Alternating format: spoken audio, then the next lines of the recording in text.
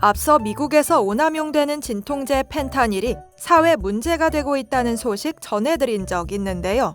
최근에는 공황장애 약을 먹고 운전한 방송인 이경규가 도로교통법 위반 혐의 피의자로 정식 입건돼 소환 조사를 받았고요. 이경규의 약물운전 혐의는 의료용 약물류에 대한 경각심을 불러일으키고 있습니다. 이경규 약물운전 사건에서 볼 수 있듯이 의료용 약물류 투여 환자가 지난해 2천만 명을 넘겼습니다.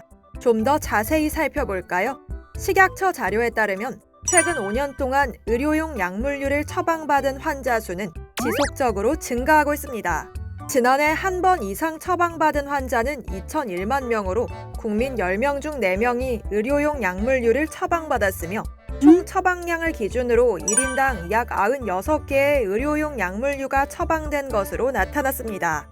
지난해 의료용 약물류를 처방받은 환자 중 56.6%가 프로포폴, 38.2%가 미다졸람을 처방받았으며 이는 건강검진 시 시행되는 수면 내시경에 주로 사용되는 대표적인 성분들이기 때문으로 분석됩니다. 나도 모르는 가운데 약물 성분에 노출되는 일이 발생할 수 있다는 뜻입니다.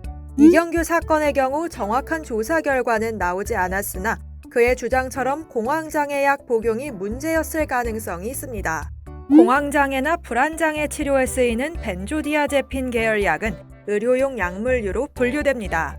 현행 도로교통법은 이 같은 의료용 약물류 약을 복용했을 때도 운전에 영향을 주는 상태라면 운전을 하지 못하도록 금지하고 있는데요. 이경규는 공황장애 약을 먹고 운전하면 안 된다는 것을 크게 인지하지 못했다라고 털어놓았습니다. 그렇다면 내가 먹고 있는 약이 의료용 약물류에 속하는지 알아보는 노력도 필요하겠죠. 식품의약품안전처의 설명에 따르면 안전도움 이 홈페이지나 안전정보도우미 애플리케이션에서 나의 투여 내역을 검색해 볼 수 있습니다.